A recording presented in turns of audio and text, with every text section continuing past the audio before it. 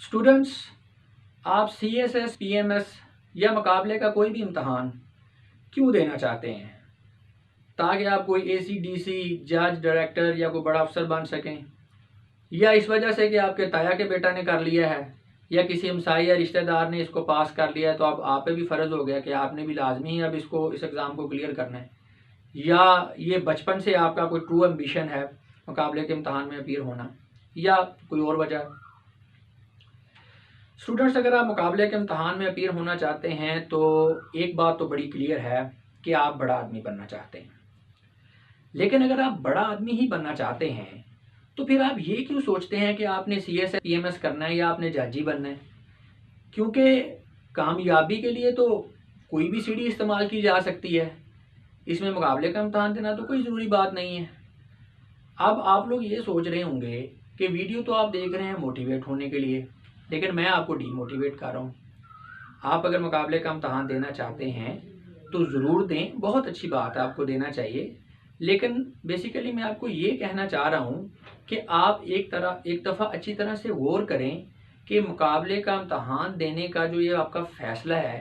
یہ آپ کا جینوئن ایمبیشن ہے۔ کیونکہ اکثر ہوتا یہ ہے کہ ہم اپنے کریئر کو لے کے بہت سے ڈیسیژنس دوسرے لوگوں کو کاپی کر کے کر رہے ہوتے ہیں یا دوسرے لوگوں کی ضد میں کر رہے ہوتے ہیں، اور ہمیں آخر تک خود آگاہی ہی حاصل نہیں ہوتی کہ ہمارا اپنا نیچرل ٹیلنٹ کس چیز میں ہے۔ پھر ہم کیا کرتے ہیں کہ دوسرے لوگوں کو کاپی کر کے یا سوسائٹی کے اندر جو ایک جنرل ٹرینڈ بنا ہوتا ہے کسی چیز کا، اس کو دیکھ کے اپنی لائف کا ایمبیشن سیٹ کرتے ہیں، اور یہ ہماری ناکامی کی طرف ہمارا پہلا قدم ہوتا ہے۔ طریقہ کار یہ ہے کہ پہلے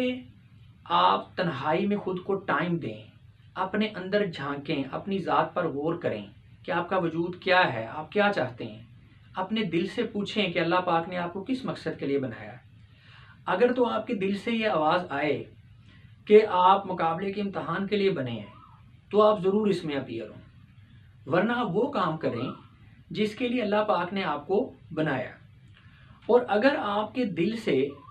کسی قسم کی کوئی آواز آپ کو محسوس نہ ہو، آپ کنفیوز ہوں، آپ کو نہ پتہ چل رہا ہو کہ آپ کیا چاہتے ہیں، تو پھر آپ اللہ پاک سے رہنمائی مانگیں، اس کے لیے اللہ سے دعا کریں کہ یا اللہ پاک مجھے کوئی مقصد عطا فرما، میری رہنمائی فرما کہ تو نے مجھے کس مقصد کے لیے بنایا ہے۔ لیکن دوسروں کو کاپی بالکل نہ کریں،